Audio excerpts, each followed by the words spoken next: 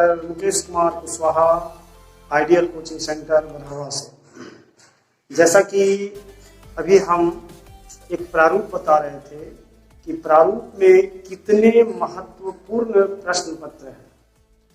जैसा कि प्रारूप में हम 6 नंबर तक का प्रश्न बता चुके थे और आज हम 7वां नंबर से भी बताने के लिए जा रहे हैं। तो ध्यान से देखेंगे, ये सभी जो है 2021 के लिए महत्वपूर्ण प्रश्न है और ये सभी आपको क्वेश्चन बैंक और प्रारूप के प्रश्न पत्र बताया जा रहा है। ये सभी आया हुआ प्रश्न है, इसलिए वर्ग 10वीं के विद्यार्थी ध्यान से देखेंगे, समझेंगे, मैथ को कई बार बनाएंगे और तब जाकर के इनकी रिवाइज हो जाएगी और फिर आप 100 में 100 अंक प्राप्त कर सकते हैं। जैसा कि 2020 में भी आपने देखा कि यहाँ से 12 बच्चों ने 100 में 100 अंक प्राप्त किया, वैसा आप भी बन सकते हैं, बशर्ते कि इसको ध्यान से देखिए और समझने का प्रयास कीजिए। चलिए, तो अब हम चलते हैं प्रश्न संख्या 7 की ओर। तो प्रश्न संख्या 7 में है, भुजाओं की समान संख्या वाले दो बहुभुज समरूप होते हैं यदि उनके संगत कोण बराबर होंगे तथा संगत भुजाएं समानुपाती होगी।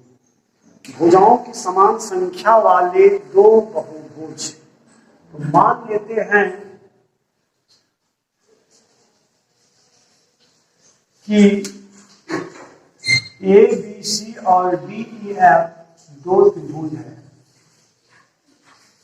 ए बी सी और डी ई एफ, ऐसा मान लिए कि दो त्रिभुज दिया हुआ है हमारे पास। और अब कह रहा है कि भुजाओं की समान संख्या वाले दो बहुभुज समरूप होते हैं। तो कहने का मतलब क्या है कि त्रिभुज ए बी सी और त्रिभुज डी ई एफ दोनों समरूप त्रिभुज हैं। तो कहता है कि ये समरूप कब होंगे? जब उनके संगत कोण बराबर होंगे, अर्थात कोण ए बराबर कोण डी, कोण बी बराबर कोण ई और कोण सी बराबर कोण एफ। इसका मतलब ध्यान से देखेंगे कि ए का संगत है डी, बी का संगत है ई और कोण सी का संगत है एफ। इसका मतलब जब ये संगत कोण बराबर होंगे तो और उनकी संगत भुजाएं समानुपाती होगी। तो संगत भुजाएं समानुपाती होगी का मतलब क्या हुआ? ए बी बटे डी ई, ए बी बटे डी ई बराबर ए सी बटे डी एफ बराबर बी सी बटे ई एफ। अगर ये दो स्थिति है तो दोनों त्रिभुज मेरा समरूप होगा। ठीक है, हमने क्या कहा कि दो त्रिभुज समरूप होते हैं कब? जब उनके संगत कोण बराबर होते हैं और संगत भुजाएं समानुपाती होते हैं। तो संगत कोण बराबर, फिर से मैं दिखा दूं, कोण ए बराबर कोण बी, कोण बी बराबर कोण ई, कोण सी बराबर कोण एफ। तो संगत कोण बराबर है और संगत भुजाएं समानुपाती, मतलब ए बी बटे डी ई बराबर ए सी बटे डी एफ बराबर बी सी बटे ई एफ। अगर ऐसा है तो मेरे खाली जगह के मुताबिक होगा उनके संगत कोण। तो पहला जो खाली जगह है वो होता है संगत कोण क्या होते हैं? तो बराबर होते हैं। दूसरा जो खाली जगह है उनकी संगत भुजाएं क्या होती है? तो समानुपाती होती है, समानुपाती। इसका मतलब है कि ये फिल इन द ब्लैंक्स जो खाली जगह है वो ए में भराएगा बराबर और बी में भराएगा समानुपाती। चलिए, इस प्रश्न को हम फिर से समझते हैं। क्या है हमारा प्रश्न?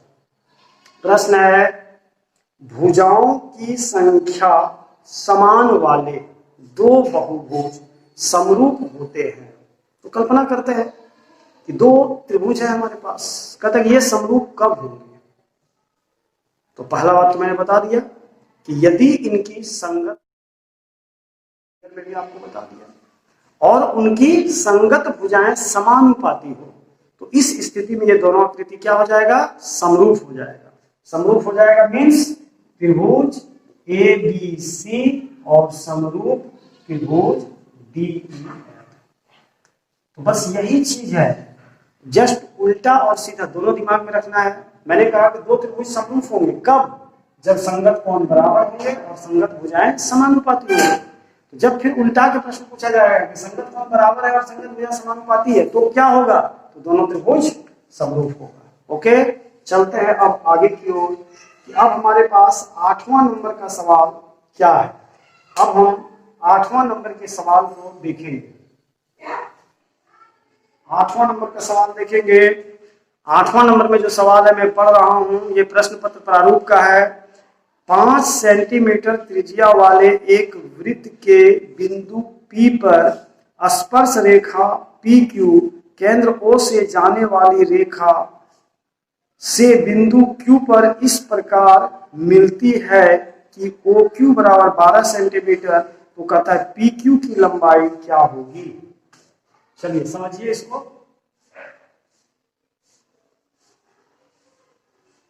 ये एक वृत्त है,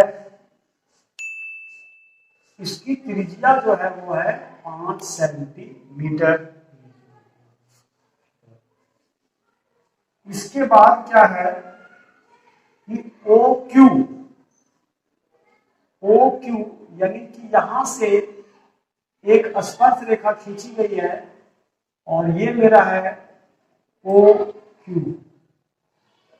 OQ का मान दिया हुआ है 12 सेंटीमीटर। तो प्रश्न है कि PQ की लंबाई क्या होगी। चलिए प्रश्न को फिर से देखेंगे। हमारा जो प्रश्न है कि एक वृत्त है और इस वृत्त की त्रिज्या कितनी है 5 सेंटीमीटर। प्रश्न में दिया है कि OQ का मान कितना है 12 सेंटीमीटर। तो कहता है PQ का मान क्या होगा। तो इसका मतलब है कि यह जो है एक समकोण त्रिभुज है, चूंकि समकोण त्रिभुज OPQ में हम क्या क्या देख रहे हैं, OQ कर्ण है, कर्ण का मान कितना है 12 सेंटीमीटर। OP मेरा लंब है, तो लंब का मान कितना है 5 सेंटीमीटर। और जैसा कि कह रहा है PQ को हम क्या बोलेंगे, आधार बोलेंगे। तो आधार ये जो है हमको समकोण त्रिभुज का निकालना है। तो चलिए हम आधार निकालते हैं। ऐसा त्रिकोणमिति में भी बहुत सारी सूत्र से आप बना चुके हैं हिसाब इसका। आधार बराबर बोलिए तो क्या होता है, रूट अंडर कर्ल स्क्वायर माइनस लंब स्क्वायर। चलिए बताइए कि कर्ल कितना है, फिगर देख करके 12। तो 12 का स्क्वायर माइनस 5 का स्क्वायर, 12 का वर्ग 12 गुना 12 144 माइनस 5 गुना 5 25 25। अब है कि 14 में 5 गया 9, 3 में 2 गया 1 और इस प्रकार हमारा रूट अंडर 119 सेंटीमीटर जो है हमारा आधार निकल गया। तो फिर से एक बार सुन लीजिए इस सवाल को। क्या मेरा सवाल था, ये प्रश्न आपको 10.1 में मिल जाएगा। जैसा कि हमने बताया ये OP जो है त्रिज्या है 5 सेंटीमीटर। OQ जो है वो इस समकोण त्रिभुज का कर्ण है। हमें निकालना क्या है PQ, यानी हमको आधार निकालना है। आधार का सूत्र हमको आता है, आधार बराबर क्या होता है, रूट अंडर कर्ल स्क्वायर माइनस लंब स्क्वायर। हमने उसको मान रख दिया और इस प्रकार हम इस सवाल को बना दिए। चलिए अब हम चलते हैं आगे जो सवाल है मेरा 9वां नंबर का, वो हमारा प्रायिकता से रिलेटेड है। और क्या है कि हर बार जो सेट में 9वां नंबर का जो प्रश्न होगा वो प्रायिकता से ही होगा। तो प्रायिकता का जो ऑब्जेक्टिव सवाल है, जो छोटा छोटा सवाल है, तो अभी यहाँ जो पहला हम सवाल बता रहे हैं सेट 1 का, उसको ध्यान से देखेंगे क्या हम बता रहे हैं इसमें प्रायिकता के संदर्भ में।